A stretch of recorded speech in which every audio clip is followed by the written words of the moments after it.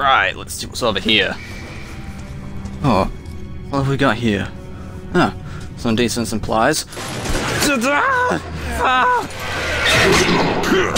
you piece of crap.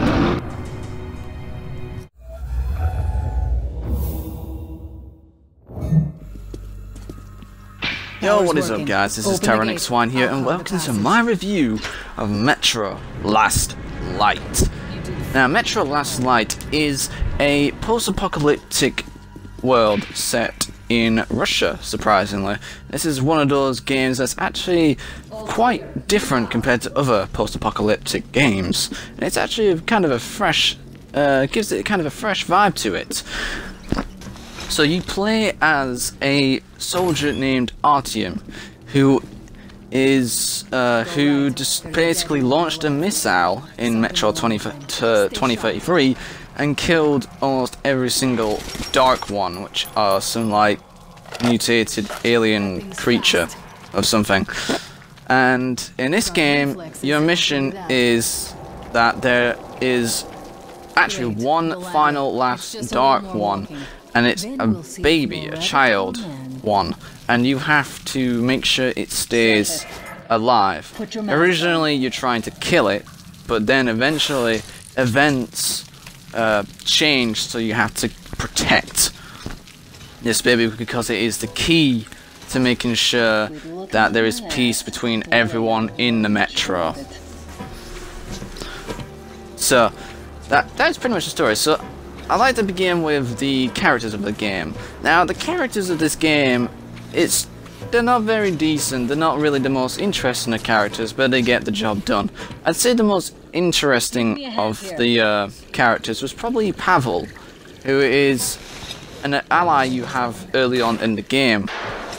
And he pretty much is kind of your comedic Russian type, and he was actually enjoyable to have until he turns into the bad guy, which was kind of annoying because I should have really seen this, but to be fair, he was a cool guy at first, but then he turned into a bad guy. But he didn't seem like a pain in the ass bad guy. He was a pretty cool guy even when he was a bad guy. So all the other characters is like a bit, they didn't really have any feel to them. And you even get to be forced into a romance with one of them. So it was kind of strange because they hated you at first and giving you nasty comments, but then suddenly, all of a sudden, they start to like you, and it was just really weird, and it didn't seem to fit whatsoever. So overall, the characters in this game weren't all that decent, apart from one or two, but yeah, that's pretty much it for the characters in this game. The characters weren't all that great. But the narrative, I will say, they did a very good job on the narrative. They didn't sound really bad. It sounded pretty much like your usual Russian impression. Those are Dark Ones. Alright, now let's talk about the gameplay of this game. Let's talk about the gameplay. Now, what I like about the gameplay is that it's a very intricate system. You can have up to 3 weapons, right? Either a pistol, an assault rifle, SMG, shotgun, sniper rifle, an LMG, or a... I think that's it of all the weapon types. There's no heavy weapons in the game as far as I know. The heaviest weapon you can find is a LMG that can fire both assault rifle cartridges and shotgun shells. And I never really used it that often, because I felt like it was a bit of a pain to use. But other than that, the weaponry in the game was actually very decent. You'd be able to get attachments for them, which was very decent to have. So give them a bit more accuracy and range and everything, so an increased ammo capacity. So the attachments were decent in the game for the amount of weaponry there was. There was actually a decent amount of weaponry in this game. There was multiple types of each weapon type there was. Like, there was a one-shot shotgun, there was a multiple-shot one, and there was semi-automatic. There was many different types. Luckily, there was a decent variety of weaponry in the game. You're fucking crazy. Now, there is the inventory system. Now, this game, even though it's not open world, it has a kind of like an inventory type system. you have to make sure you keep record of your resources, because you are going to run out of ammo pretty quickly in this game in long firefights. So it's best to make sure you keep you keep note of the ammo you have. Now, also, when you eventually venture onto the surface, and there's a neat, cool mechanic to this, because the surface is full of radiation, you have to wear a gas mask to travel around there safely. But, and this is the bad thing, you have to, unlike other games that involve gas masks, you have to make sure that you have a decent amount of air filters so you can continue surviving and using your gas mask. Now, I really like this system because it made you fear the surface when you have to go there, because you have to take note of how much time you have left on your air filters, meaning until you basically suffocate to death. Now, this did happen to me once in one part of the game where I eventually did die from lack of air filters, but that's because I took too long trying to look for the objective and I had to restart the chapter just to do it. But other than that, it's a very good system. And also that you have your flashlight, which has to be recharged with another device, which means you have to put your weapon away to recharge the light to make it more brighter. And this is also another thing that is necessary for against some enemies that are vulnerable to the light.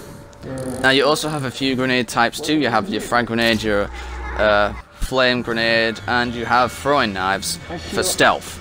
Now, I mainly when I never really used the throwing knives because they kind of got pointless when I had suppressed weaponry, and the grenades and the flame grenades are pretty much your best bet later on for heavy firefights. What is this? Now, your health does regenerate, but slowly, so you have med kits to revive your health quicker. So I don't know if this made the game. I only used them in the most desperate situations when I was about to die. So overall, I like the mechanics of the game, how it works. The weaponry all worked very well. The inventory type system with the gas mask and everything, the amount of weaponry you can hold, keeping note of your weaponry, it was all done very well, and I liked how it worked, and it kept me on my toes throughout the entire game.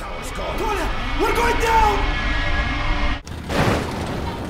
Now, let's talk about the levels of this game, the whole world itself. Now, this game is really linear. This is a massively linear game compared to a lot of other games that are linear. This is not very open. You are pretty much on a very strict, straight path throughout the entire game, and I'm not entirely sure if this was a bad or a good thing, because it worked in the sense, because it's kind of world.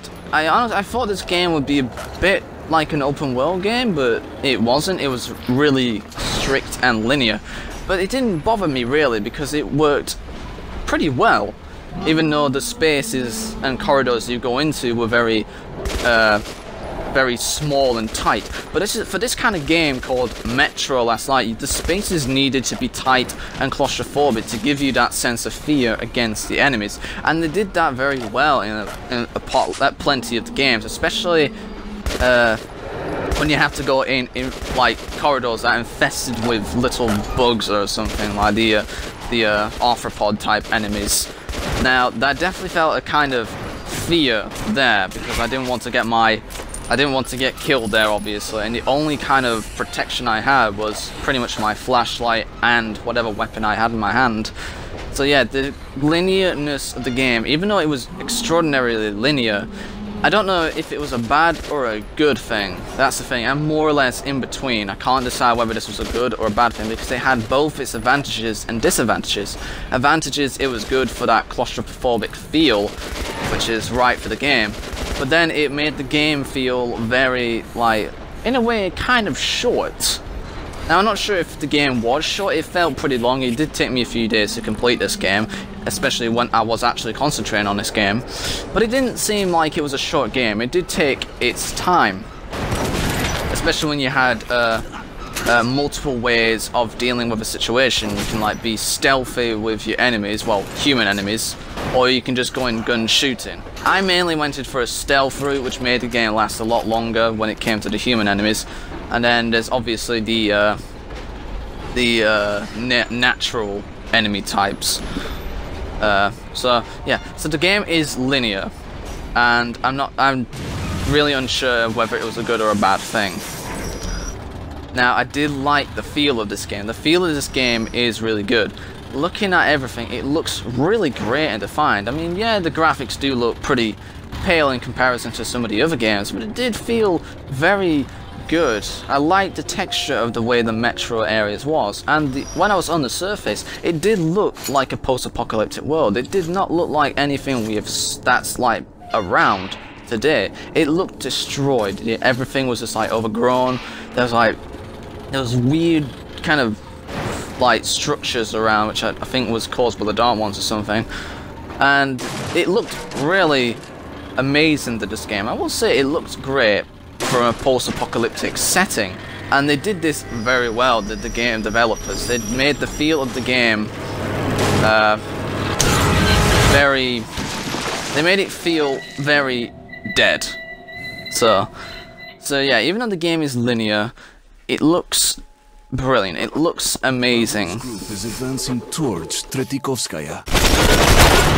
Now, the enemies of this game, there were truly some challenges along the way. Not only did you have human enemies, you also had your natural nature enemies, and they came in many varieties. And obviously, when you look at them, you can tell they've mutated from animals that are around today. Now, I have forgotten about the names because I never really took note, but there's always... the enemies got stronger over time. There was even flying enemies. There's these giant freaking demon gargoyle-looking enemies that are difficult to take down. So eventually you learn not to mess with these enemies later on in the game. Hell, there's even a giant mutated bear that comes in as a boss battle at some point in the game. I mean, you do get a little bit of help when taking it down, but it was still a pain in the ass to take down. Not only that, there's also the dog type like enemies, which are on 4 legs, which come at you in numbers to basically try and overthrow you. Yeah, some of these enemies can be difficult at times. But the nature ones are the natural enemies are pretty much the more difficult ones to take down, because they use numbers and special abilities to take you down. Now, the human enemies, they're pretty much like what you expect. They pretty much have the usual weaknesses as always.